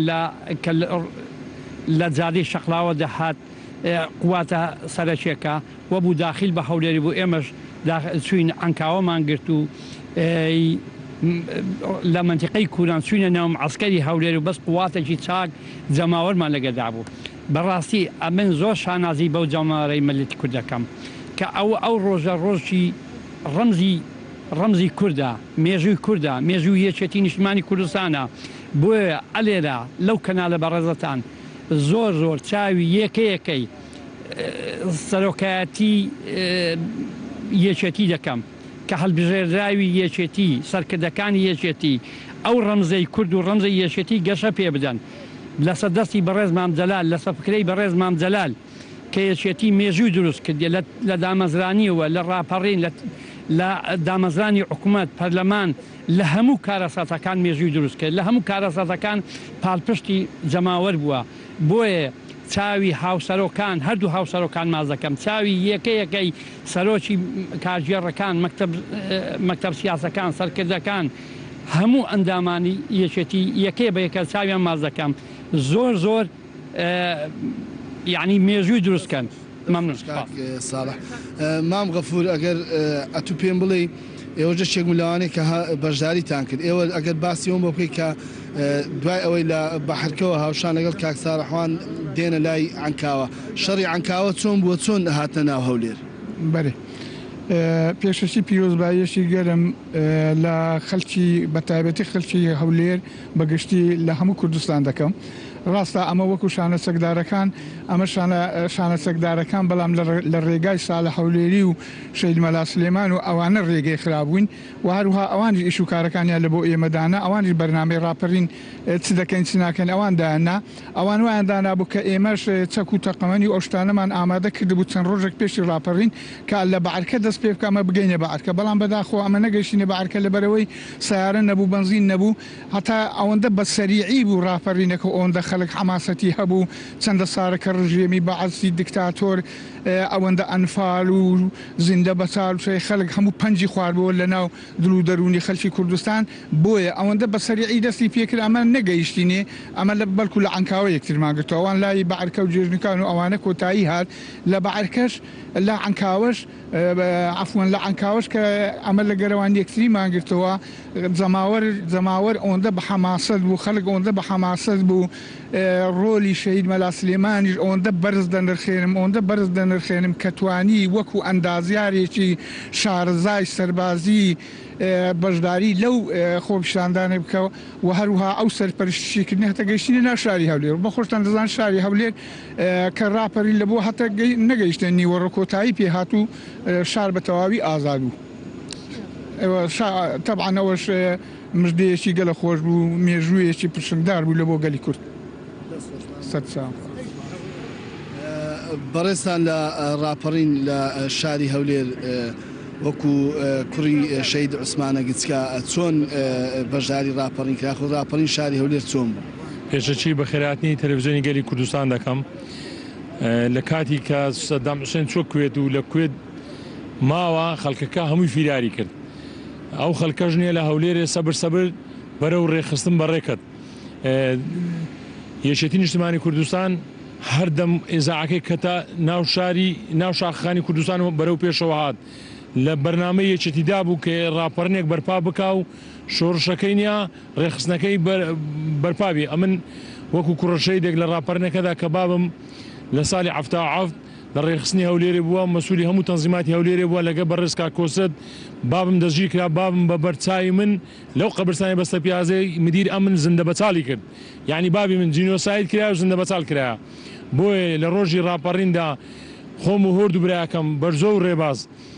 گەورەترین هجوممان لە سەدایری ئەمن برد هەتا سعاتدا ڕوبە ڕووبوونەوەیەکی دەرکە بە دەرکە غورفە بە غورفەمان لەگەر دایری ئەمن کرد لەلای ئەو معسکەرە تۆپ دەهات مەدفەعێ دەهات دارە بە سەرما و تیران تۆز دوو کۆپتەر ئەمە بە هیچ شێوەیەک شارێزمان لە کشانەوە نەکرد مستعد بووین گیانی خۆمان بەختکەین بەس ئەو بەحسیانە قبول نەکەین بۆیە بەحسەکانەوە بە سزای گەل و شۆڕژگەیان و بۆ سەعات 12 لە پێش محافەزە کاکۆسەت و شەید ڕێباز و مەلا سلێمان و شەید شاخەوانمان بینی ئەو کاتە زیاتر ئەماسەد ئەمەی کرد کاکۆسەت داهێنەری ڕاپەڕین بوو یەکێتی پێشڕەو بوو هەتا کەرکوچی قودسی کوردستان ئێمە لەگە کاکۆسەت دابوون هەتا ناو ڕێعیما و بەڵگەشمان شەید عەبدوڕەزاق و برایەکەیتی و هەتا ئاخر فیشەکیش ئەمە مقاومەمان کردیا و ئێستاش ئامادەیمان تێدا هەتا ڕۆژی مردن وازە کوردستان ناهێنین بەخێر بێن سەر چاوم دیارە بەشداربێکی ڕاپەڕین ڕێبین ئەویش بەڕێستان لە ڕاپەڕینی هەولێر چۆن بازەکانی ئەو ڕۆژە 29 ساڵ بەر لە ئەمڕۆ لە ڕۆژی شۆک و ئەمڕۆ هەولێر چۆن ڕزگارکرا و چۆن ئازاد کرا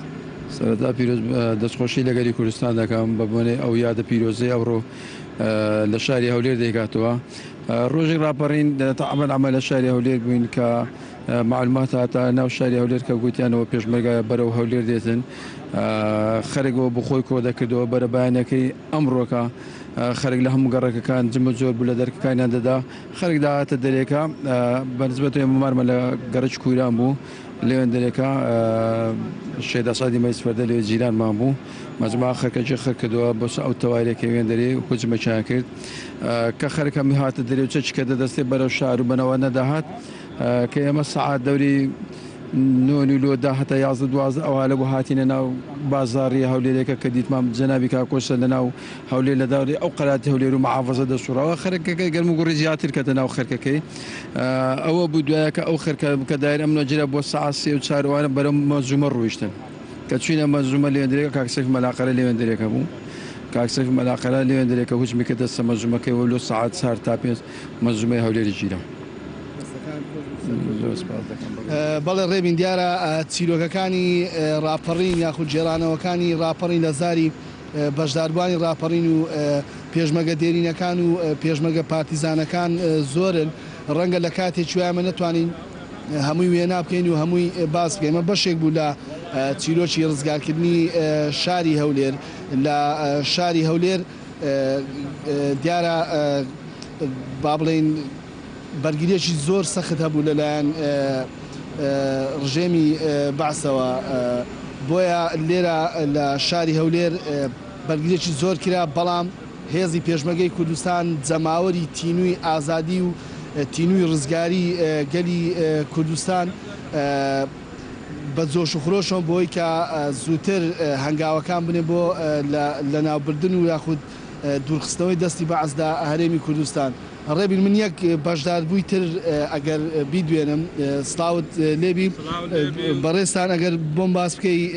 ڕاپەڕین شاری هەولێر چۆن بوو وڵای ڕاپەڕین شاری هەولێر ئێمە لە ڕۆژ هەفتی مانگەوە ئاگادارکەیان لێرە لەزەی بازاری پاکەت فرۆشان ئەو ڕۆژە زۆر سەری نەگرت بۆ 11 مانگ لە ڕێگای دەنجگەلی کوردستان ئێمە لە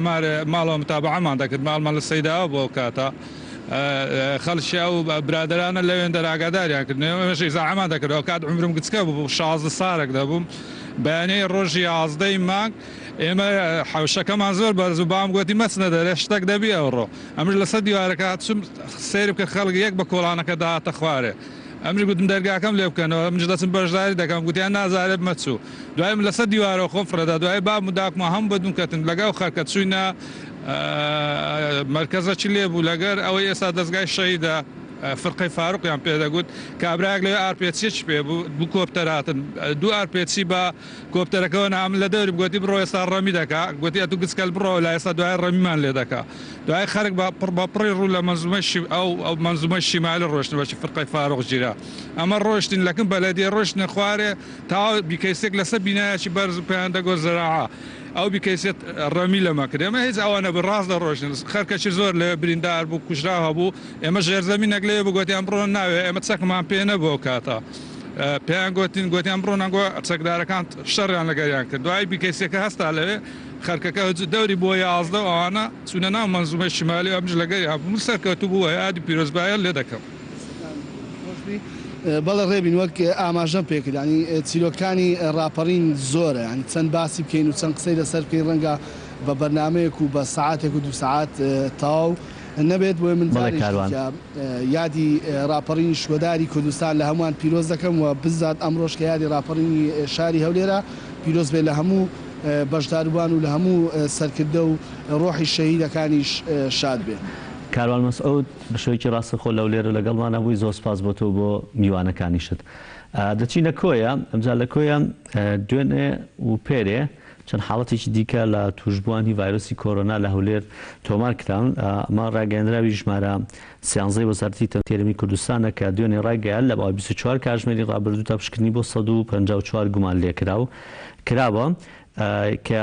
بۆ توشببوونی ڤایرۆسی کۆرۆنایکیان ئافرەتێکی تەمە 19 ساڵ بووە قوتابیە خوێندکارە لە زانکۆ و دانیشتوی شاری سلێمانی و کچی یەکێک لە نەخۆشەکانی پێشووترە و ئەوەی دیکەیان پیاوێکی تەمە 64 ساڵە دانیشتوی ناحەی ئاشتی سەر بە قەزای کۆیە. ئەم پیاوە بەپێی ڕاگەاندراوەکەی وزارەتی تەندروستی بەرکەوتووی نەخۆشەکەی پێرەی کۆیە دەکات کە خۆی لە کەرەنتینە بۆ دواتر ڕۆشتووە لەگەڵ کەسوکارەکەی تاوقەی باشی کردووە و باوشی باشی پیا کردوونەوە لاولای باش ماچ کردوون. سە ژمارەیەک لە کەسوکارەکەی ترسی ئەویان هەیە لە گەڵوانەی کە بەرێککەوتون ئەوە تاوێکێکیان تووشی نەخۆشی کۆرۆنا بووە. دەچینە لە کاروان ڕۆژ باش ئەو ڕێشێنانە چین کە گیراوەتە بەر لە لایەن قایم قامێتی کۆیە لەلایەن وەزارەت بەڕێوەبەرایەتی تەندروستی کۆیە بۆ ئەوەی کە ئەو کەسوکارە و کەسانەی کە بەرێککەوتنیان هەبووە لەگەڵ ئەو نەخۆشەی کۆیە ئەوان هیچ ڕێوشێنی پێویست بگیرێتە بەر بۆ ئەوەی کە زیاتر نەخۆشیەکە بڵاو نەکەنەوە. بەڵێ ڕێبین هەروەگەوەی ئاماژەت پێکرد دوێنێ قایمقامەتی قەزای کۆیە داوای لەسەر جەمەوە هەوڵەتیانە کرد کە لە سنووری نەحی ئاشتی و قەزای کۆیە تێکەڵاویان هەبووە لەگەڵ ئەو گەنجێکەوە لە شاری ئێران هاتوتەوە تو هەڵگری ئەو ڤایرۆسەیە بێن پشکنین بکەن سەردانی نەخۆشخانەی کۆیە بکەن و دواتر بۆی پشکنینەکانیان ڕەوانەی هەولێر بکرێت بۆی ئەنجامی نەخۆشیەکە دەربکرێت بزانرێت لە چێدا هەیە. هەڵبەتە درەنگانی شەوی ڕابردوو وەزارەتی تەندروستی حکوومەتی هەرێمی کوردستان لە ڕاگەاندرادا ئەوەی پشتڕاست کردەوەکەوە کەسێکی تەمەن 65 ساڵی دانیشتووی قەزای کۆیە نەک ئەوەیکەوە خەڵکی نەحی ئاشتی بێ. ئەمەش لە بنەماڵی ئەو گەنجەیەکەوە لە شاری ئێران گەڕاوەتەوە و خوێندکار بووە لەوێ. هەڵبەتە ئەم گەنجە سەردانی ئەوانیشی کردووە لە ناو شاری کۆیە. ئەمە جیالەوەیکەوە کۆمەڵێک خزمیان هەبووە لە نەحی ئاشتی و دوای گەڕاوەتەوە ناو شاری کۆی و چەندین شوێنی تری کردووە. ئەمە سەبارەت بەوە ئێستا ئەو گەنجە لە شاری هەولێرەوە لەژێر چاودێریدایە و ئەوەی کە ئێمە بزانین وە زانیاریمانە بە تەندروستی باشەوە هەم ئەو کەسە 65 ساڵەشی کە بڵێن کە ڤایرۆسەکەی گرتووە تەندروستی زۆر باشەوە سەرجەم ئەو خزم و کەسوکارانێ و سەرجەم ئەو هاوڵاتیانی کە بەرکەوتنی ڕاستە و خۆیانە بۆ لەگەڵ ئەم گەنجەیە پشکنینیان بۆ کراوە لە کەرەنتینە ئەگەر لێەوە دیار بێت لە پشتی منەوە چای کۆسار هەیە لە چای کۆسار کەرنتینەی ئەو هاوڵاتیانە بووە کە لە ئێران گەڕاونەتەوە یاخود شبهەی یاخود گومانی کە ئەو ڤایرۆسیان نەدەکرێت لە چای کۆسار دەمێنەوە پشکنینیان بۆ دەکرێت بە بەردەوامی دوای تەواوکردنی ئەو وادەی کە هەیە. بەڵام وا پێ دەچێت ماوەی درێژکردنەوەی کەرنتینە لە شاری کۆیە درێژ بکرێتەوە. هەڵبەتە بە ینی وای پێشبینی دەکەن کە بە 14 ڕۆژ ئەنجام و دەرکەوتی ئەو ڤایرۆسە نەبێت بۆ ئەو هاوڵاتی کەەوە توش بووە. ئەمە سەبارەت بە وەلیژەکانی قایمقامێت لە سەرەتای دروستبوونی ئەم یاخود بڵاوبوونەوە یاخود دەنگوی بڵاوبوونەوەی ئەم ڤایرۆسە لە سنوورەکان و ئەو هاوڵاتیانی کەەوە دێنەوە هەرێمی کوردستان ڕێوشێنی زۆر توندی گرتە بەر سەرەتا لە ڕێنماییەکان و دەستی پێکرد. دواتر کۆمەڵێک بڕیاری دەرکرد لە داخستنی چێشخانە و چایخانە و شوێن و کافتریا و گازینوانێکەوە گەنجان زیاتر ڕووی تێ دەکەن. بەڵام دوێنێ ئێوارە قایمقامەتی قەزای کۆیە بڕیارێکی دەکردکەوە گازینوەکان یاخود کافتریاکان بە ڕووی سەردانیانی دا بکرێتەوە بەڵام بەبێ پێشکەشکردنی نێرگەلە واتە ئەو گەنجێکەوە ئەو کەسەی دەچێتە گازینوەیەکەوە نابێت داوای نێرگەلەوە ناخود نادەڕاستەوە خۆ لەلایەن بڵێن خاوەندارەتی ئەو شوێنەوە نێرگەلی پێشکەش بکرێت. ئەمە بڕیارێکە درا و مەمنوع کراوە و سەبارەت بە بە دەرمان ڕێژکردنیش تا ئێستا ئێمەکە هاتین لە ڕێگاوە شەقامی شەهیدان دەرمان ڕێژ دەکرێەوە بەردەوام ئەم هەڵمەتە لە دەرمان ڕێژکردنی قەزایکۆی ئەمڕۆ چەندین بڕیاری تریش درراوە بۆ ئەوەیکەوە ئەم ڤایرۆسی تەشەنە نەسێنێن ناو شاری کۆیەوە ئێمە پەیوەندی دەکەن بە قایمقامەتی قەزایکۆی لە دوایین زانیاریەکان ئاگادارتان دەکەینەوە. باشە کاروان پرسیارێکم لەسەر ئەو کەسە هەبوو ئەگە زانیاریت لەسەر کەسەکە هەبێت تەمەنی 64 ساڵە وتت باری تەندروستی جێگیرە خۆی هیچ نەخۆشیێکی دیکەی نەبووە پێشووتر لە نەخۆشە درێژخایانەکان؟ وەک ئەوەی کە ئاماژەم پێکرد پێشتر هەند بندێک نەخۆشی سەرایی هەبوو بەڵام ئەمە نەبێتە ئەوەیکەوە ینی ئەم کابرایە بڵین هیلاکی بکات یاخود لە نەخۆشخانە بیێڵێتەوە دیارە ئەم وەک ئەوەی کە وەزیری تەندروستی حکوومەتی هەرێمی کوردستان ئاماژەی پێکرد ئەم گەنجە لە بنەماڵەی ئەو کەسە 65 ساڵەیە کەوا سەردانی کردوون و دوای چەند کاتژمێرێک دەرکەوتووەکەوە ئەم کەسە ئەم کابرا چەند کەس لە کەسوکاری ئێستا کەرەنتی نەکراون دانیشتووی سەرجەم ئەو هاوڵاتیانی کەەوە نەحی ئاشتیکەوە بە دووری 25 کیلۆمەتر دەکەوێتە دەسە چەپی منەوە سەرجەم ئەو کەسانێکەوە بەرکەوتنیان هەیە و لەگەڵی تێکەڵ بوون خۆیان و داوانشان لێکراوەکەوە بێن کەرەنتینە بکرێن لە کەرەنتینی کۆی و پشکنینیان بکرێ نەخۆشخانەی گشتیشەی دکتۆر خالیت. کاروان زۆر سپاس کە بە شێوەیەکی ڕاستەوخۆ لە کۆیەوە لەگەڵمانە بووی سپاس بۆ زانیاریەکانت سپاس بۆی کە تاوکوێسە بینەرمان بوون سپاس بۆ هاوکارانم بڕگە و بابەتەکانی بەرنامەی ئەمڕۆمان پێشکەش کردن تا بەرنامەیەکی دیکە خواتان لەگەڵ و هەموو لایەک تەندروست بن.